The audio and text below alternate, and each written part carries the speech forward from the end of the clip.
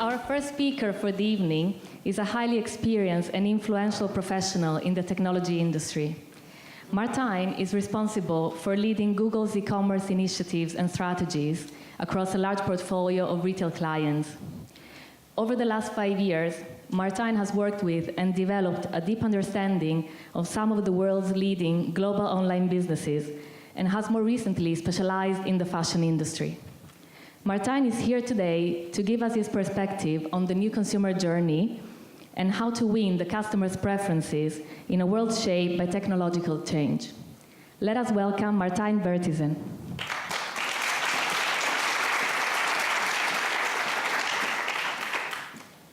So the third year running, and I remember the first year I had a 2-minute warm-up for a panel. The second year I made it onto the panel, and the third year I've made it into my own slot. So thank you very much. I'm sure many of you guys have had a very long day studying, working, etc. So I thought we'd start on a lighter note. If we can move to the presentation, I think we're doing that from the top. And start off with a quick video.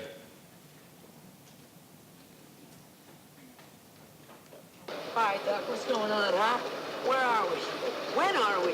We're descending toward Hill Valley, California at 4:29 p.m. on Wednesday, October 21st, 2015. 2015? You mean we're in the future? Any ideas what movie that was from? Back to the Future 2, absolutely. 26 years ago, they made this movie, and they had a few predictions in this movie, so I thought we could look at a few of those predictions. First of all, they predicted that we would all arrive here today on hoverboards. Hands up. Who did? 2, 3. I would love to see it later on.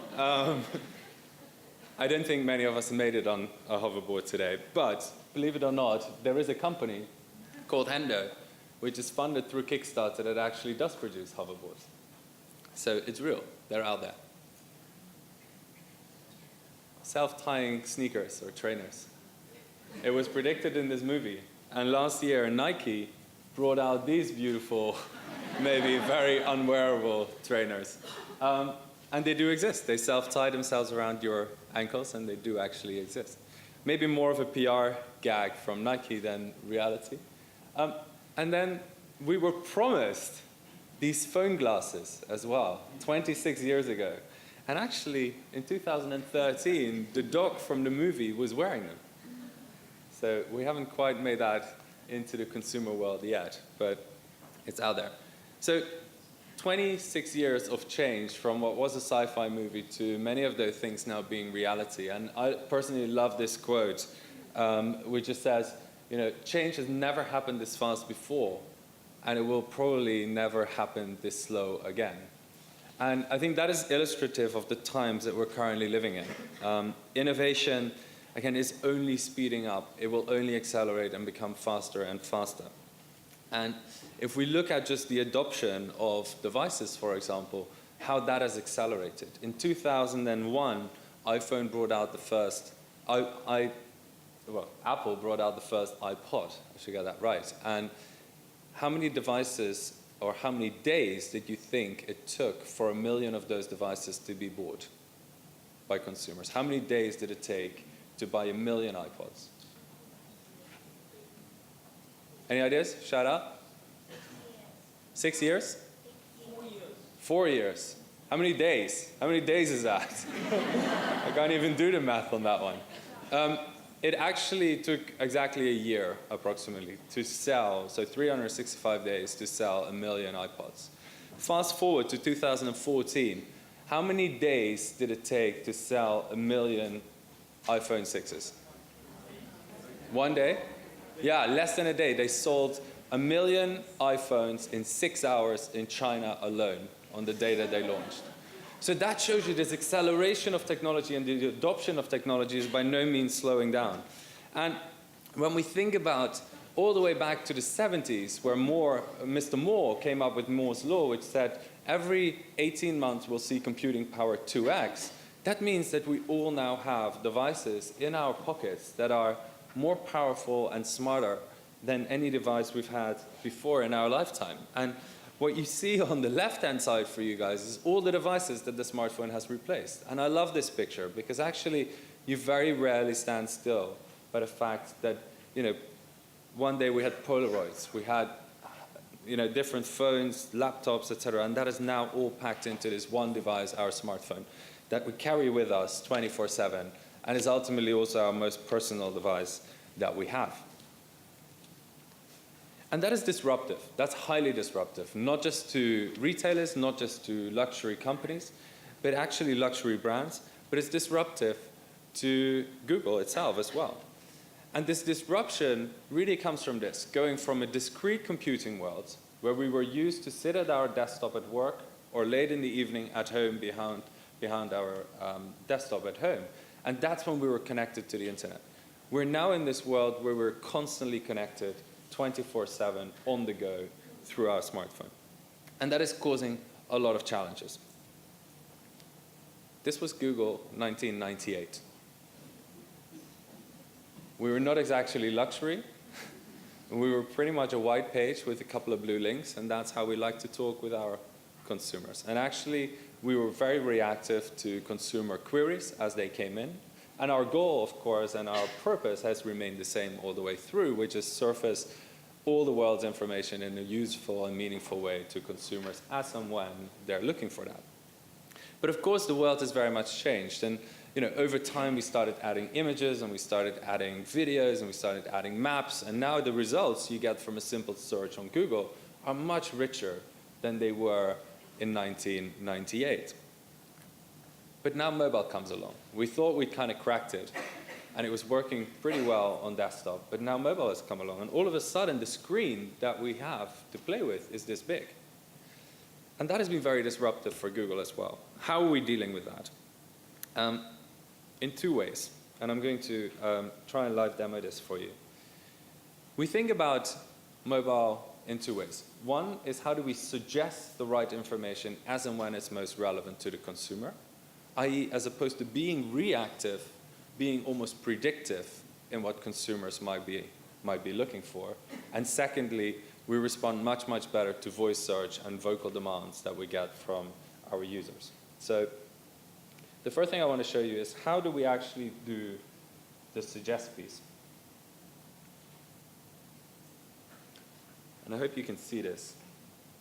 But we developed something called Google Now. And Google Now touches on all your different touch points with Google, derives information from your searches, from your geolocation, from your email, from your calendar. Of course, all of this only if you've given us explicit permission to access those data sources.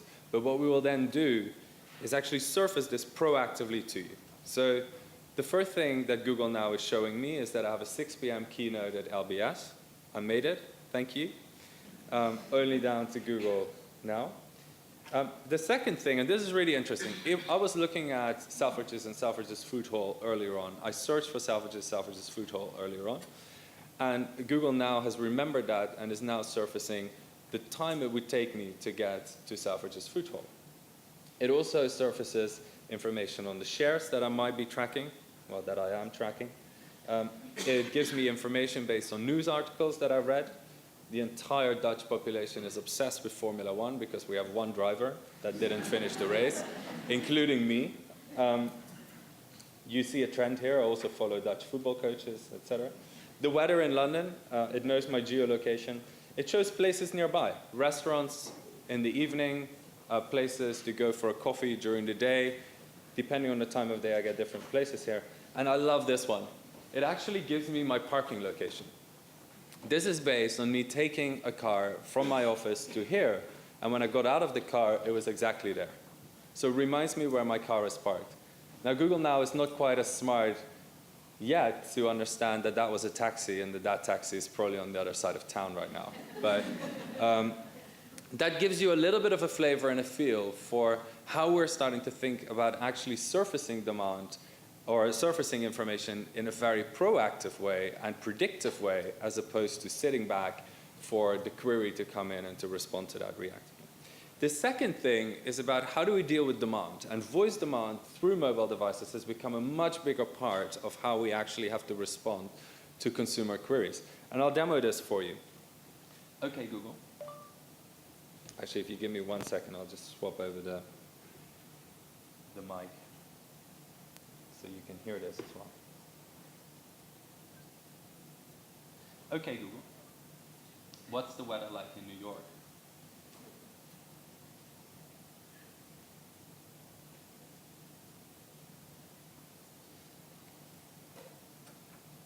Oh. Shall we give this one more go? Okay, Google. What's the weather like in New York?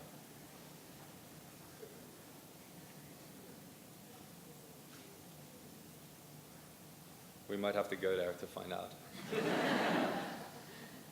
I'm sorry. We might come back to this. I'm really sorry that didn't work, but we'll try again later. What this would do is, of course, give me the weather, read it back to me. And the interesting thing is not actually the answer to the initial query, but it's the fact that I could then go into full conversation mode with my phone. From the first question, I can ask them, without repeating New York, without repeating the weather, I can simply ask, how about tomorrow? And my phone would actually give me the answer for tomorrow. I can then ask, who's the mayor? And it will understand that I'm thinking about New York and gives me the answer. The mayor of New York is XYZ. If we have time, we will come back. So it has been very disruptive for us to think about mobile, but it also creates great opportunities for brands, for companies to reconnect. And that is merely showing you what we have right now.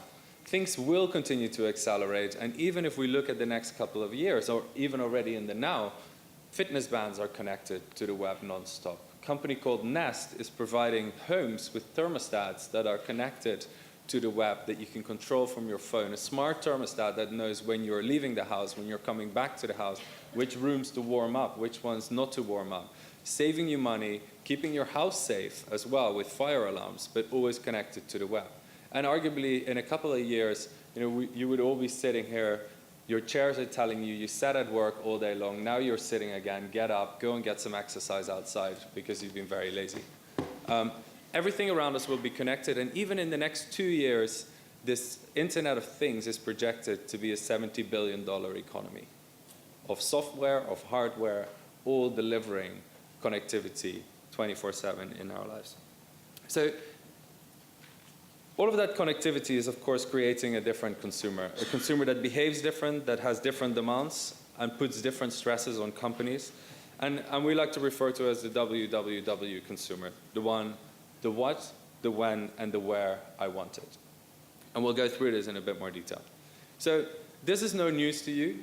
This is actually a stat from 2013, so it shouldn't be any news to us, and it's probably outdated. But just to illustrate, 8 out of 10 affluent shoppers will research online before they go into the store or purchase elsewhere. That research behavior is no news, and we're all very familiar with. But what, of course, has changed is how this research is happening. And the research is now happening on smartphones. And what this graph shows, the blue line is the searches on Google for luxury items, luxury products and services. And the blue line shows the mobile queries. The gray and the green line show desktop and tablet queries retrospectively. So forecasting that into the future, you can see there is only one growth curve. The others are slowly tailing off. And you can also see that the interchange between those happened in August last year. August last year was the point where smartphone queries for luxury items overtook desktop queries for luxury items. That's the world we live in right now. That's how the consumer is behaving. And as a result, we'll see the what we want change fundamentally. Consumers want instant access, infinite access to products. It's no longer good enough to have a limited range in the store. They want access in your store to every single product that you sell as a company. And often that is done through digital means, of course. They will also want a web experience that is much more personalized to them as an individual. We now have the tools online. Remember, the most personal device. I don't think any of you guys would be willing or happy to change your mobile phone with the person next to you unlocked for the next 30 minutes and let them browse through it. I certainly wouldn't. Whereas in the past, on your desktop, you would have been perfectly happy with that. But on the flip side, that also means that consumers expect a much more personalized experience from retailers, from luxury brands. There is no need anymore for one generic message to be blasted to everybody without an element of customization and personalization. And a company like Fabletics, which some of you guys might have heard of, is actually, you register the first time you go to the site, you go through, I think, 4 or 5 questions. What sport do you like? What color patterns do you like? What part of your body do you want to show off when you're exercising? You create a profile. The next time you go to this site, all the products you're served are actually highly personalized on the website, in your emails that you receive from them, etc. They're really getting this right. The when I want it is really about this 24/7 concept. Consumers are no longer waiting for you to open shop. 24/7 is the norm when it comes to products and accessibility of products, but also accessibility and service that you're offering. Some great examples here from 2 retailers that are really playing on this constant connectivity piece. One is Darty, a French retailer, who now retail a panic button for 25 euros. You buy the panic button as a consumer. You have a 2 euro subscription fee on a monthly basis. And anytime you push this button in your house, yes, it's a physical button in your house, you push this button, within a minute, Darty promises to call you back and resolve or help resolve any issues and challenges you might have with any device in your household. So fridge is not working, push the button, within within a minute you get a call back with assistance as to how you might fix that. An interesting concept to actually connect with the consumer on a 24/7 basis. Vertu on the right-hand side, the premium phone brand, they have a concierge service that allows you to actually connect with them, again, 24/7 around the world to get support from them if you want to attend that concert that is fully sold out, but their concierge service might actually help you get that last ticket. So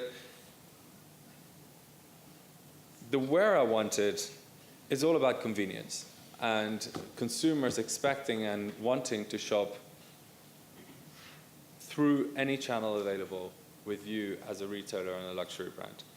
And I think a lot of retailers that I work with will dismiss channels because they don't have critical volume through them, or they are too expensive to actually set up. And actually, that is completely the wrong approach. If it's even only 1% of your customers wanting to shop through an app, you should probably have an app. If 5% of your customers want to shop through click and collect, you should probably think about that channel as something that is highly valuable.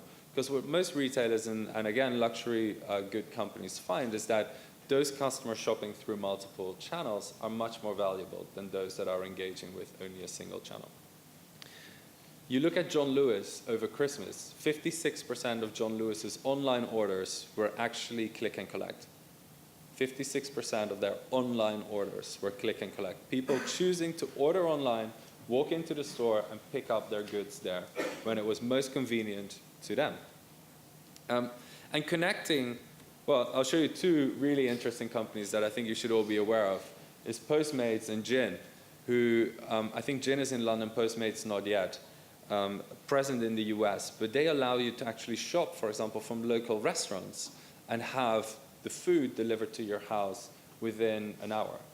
And that includes Starbucks, and that includes high-end restaurants that you would only otherwise be able to consume if you went to the restaurant. Now, I thought, when I read this, I thought, well, I hope they deliver Starbucks faster than an hour, because that's going to be a very cold coffee. But it is out there, and it's coming here as well. And then next for me, it's also about connecting, and we'll see if this demo works. If not, I'm just going to go home and cry. But it's also about connecting the physical and the virtual world, and we help by using Google Maps, for example. And let's go with Selfridges again. Okay, Google. Selfridges, London.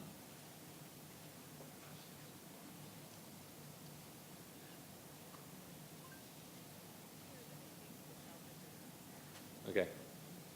I almost expected applause. Now you can see why Selfridge's food hall kept coming up, because I was practicing this demo earlier. Okay,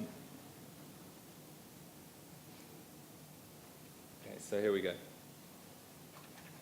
So what we're doing, and you will all be familiar with giving directions through Google Maps and getting directions and navigating there. But as you see, once you start zooming in, there's more and more information surfacing here for Selfridges. And at one point, hopefully, there will be actually a full store map on the site with the different levels within the company, and that allow me to actually navigate all the different floors of Selfridges. We go one step further with some companies actually choosing to index the inside of the store and to film the inside of the store. I think my connection is so poor because all of you are online here on the same Wi-Fi that I'm not going to demo this. But if you want to look at Belstaff, for example, Belstaff on Bond Street, and you look at that on Google Maps, you can zoom all the way into the store and actually see a virtual display of the store through images, etc. So really recommend you have a look at that.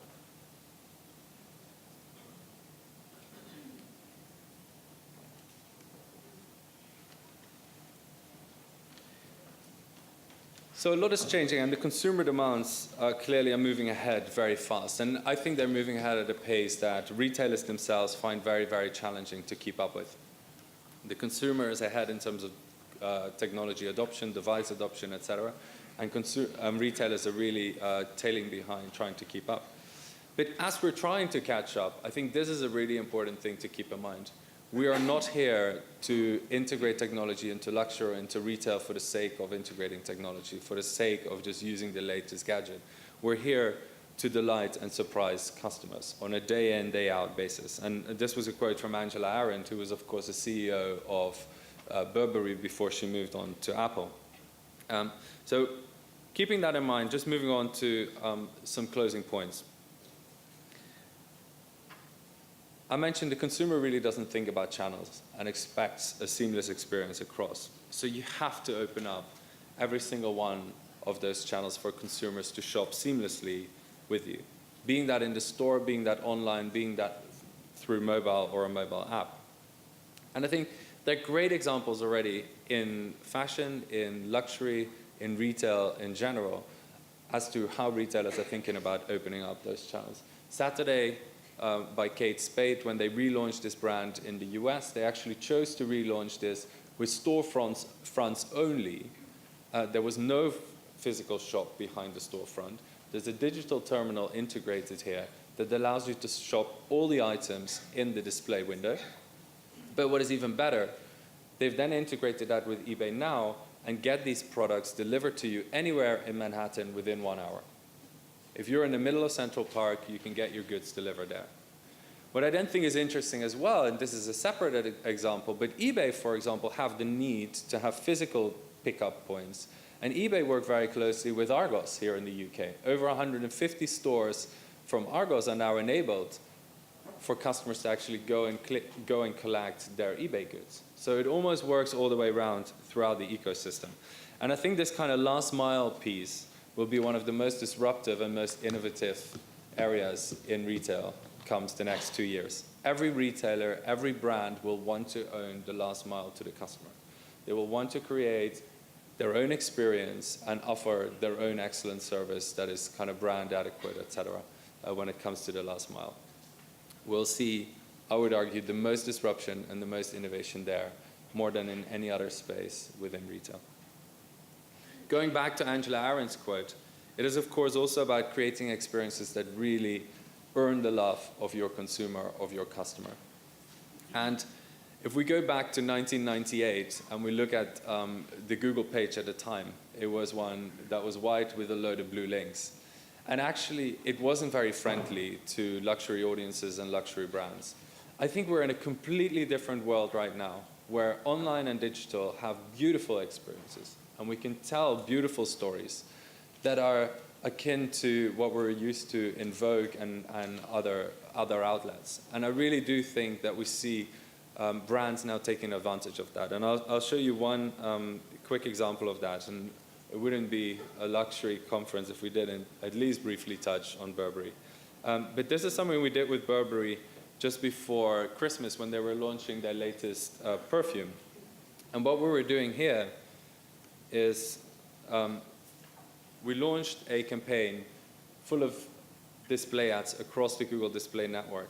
And as consumers are hovering over the ad, so imagine you're reading a newspaper right now, you hover over the ad actually expands out. You're still within that same ecosystem. I can then customize the bottle of perfume here. I can submit that, still all within the ad. The bottle shall shortly appear with my initials on it. And it then allows me to purchase that bottle and go on to the Burberry site or discover more about the fragrance. As I click on purchasing the bottle, it will open up the Burberry website. It will preload the product with the initials on their website, and with one click I can purchase this product. So for me, from a luxury point of view, I'm really bringing to life the experience, and it's a seamless across the web experience in this instance.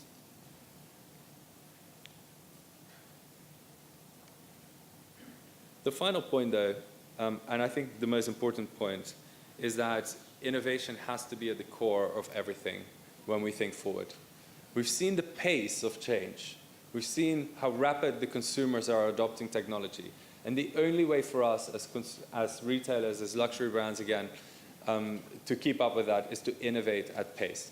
And that's very uncomfortable. It's uncomfortable for luxury brands because they want everything perfect before it goes in front of consumers. And if you're aiming for that, then often you're way too late. Or for retailers who are constantly looking for the 1% incremental gain and are not thinking big enough. So a few examples how this is really coming to life, I think, in the industry. One is companies like Nordstrom, like Argos, like John Lewis, setting up innovation hubs within their organization. Incubators, just like Google did with Google X, where glass and driverless cars and other innovations came from. But really thinking about how do I innovate within my organization, and some of them do that through incubators here. Nordstrom, by the way, there's a great video on their innovation hub that you should all have a look at. Other companies really open themselves up to startups and to innovators and developers in this space. And one great example for me is somebody like All Saints, a relatively small company owned by Lion Capital. But as their new CEO came on board from Burberry, he really pushed on innovation. He got into bed with Google, and they're now fully using our Google App Suite, which allows them to innovate, collaborate through the organization much more seamless. But he also partnered with Decoded on a hackathon, and they opened up their API, where developers had a whole day to tear it apart and look at specific issues for that company and come up with innovative solutions. The winners eventually, I think, got sent to San Francisco to work with All Saints staff in San Francisco on the winning idea to really improve and scale the ideas. They have a garage or a workshop internally with tools where the staff can actually come and work on ideas in real time before they start implementing it in the store.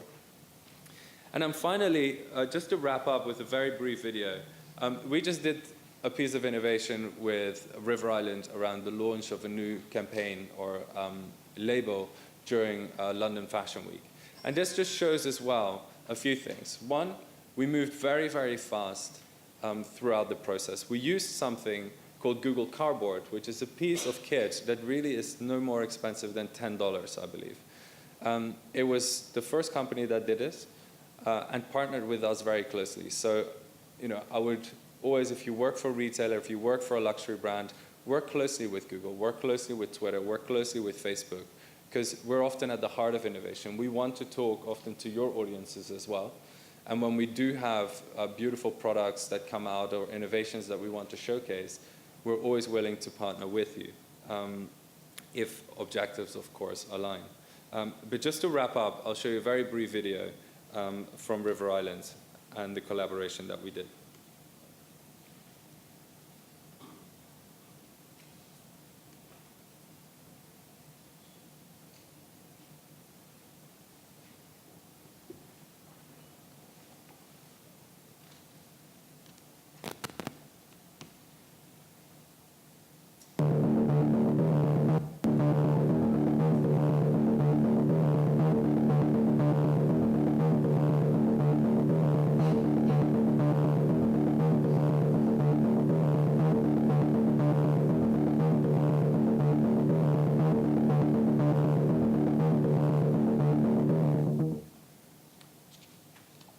So think about Oculus Rift, a very expensive piece of kit to create a 3D world. Cardboard effectively does the same. River Island used, as I mentioned, that $10 piece of cardboard to create something that was truly innovative in the fashion space. Just a final note, as I know we're out of time. I think, hopefully I didn't scare you if you're a retailer. Hopefully you took some inspiration from this. The space is moving unbelievably fast, faster than we've ever seen before, but as I mentioned before, we really haven't seen anything yet. I truly think that being in digital, being in retail, being in e-commerce, right now is one of the most exciting times. And I think if you are about to graduate through your MBA, I really don't think there is a better place to start a really successful career than in digital, in retail, for a luxury brand company. It's unbelievably exciting, and I wish you all the best of luck.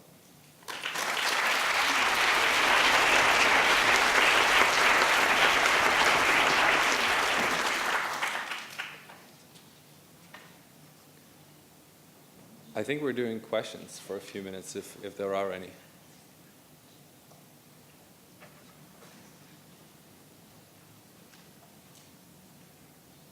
There is a question up there. Do we have mics, or can we just hear it? You also shout. Perfect. You mentioned apps quite often, and you also said if only 1% of your customers, thank you. If only 1% of your customers would want an app, you should build one. Now, all the retailers you mentioned actually don't have apps. So like Belstaff, Burberry, Selfridges, All Saints. Why do you think that is? Look, I mentioned a few times, consumers are significantly ahead of retailers and of luxury brands. I genuinely think that is a matter of time. A lot of retailers, a lot of brands are still stuck in a desktop world. You guys hear me? I think a lot of brands, a lot of retailers are stuck in a desktop world. If you look at the resources they have, the skills they have in the company, the marketing investments, what percentage of, if you're a retailer in the room, what percentage of your marketing investment right now goes on mobile versus desktop? If you see the trend in consumer behavior. So I think that is a matter of catching up. I do think that right now you need to have a great purpose for an app. An app as a retailer is not necessarily going to be about commerce. The percentage of e-commerce sales through apps that happen is relatively small. Certainly when you start looking beyond the first 4 or 5 apps, which is Amazon, eBay, and a couple of other American department stores. So you have to think about the app as more of a utility, and how are consumers, what value are you going to add through an app that is really going to turn that into a utility for your consumers. And think about, there's a great example of a company called Skullcandy, small earphones company. They have an app that actually gives you the latest music, that gives you the nearest location with great waves if you're a surfer, that tells you where the nearest half pipe is if you want to go skateboarding. But they understand their target audience, and they speak about different things than their actual product. And I think that's where an app is really going to come to life and be successful in a mobile space. Any other questions? I think we have time for one more. Yeah, in the middle. Did you do any ROI analysis on that virtual reality cardboard? It was cheap, but was it useful?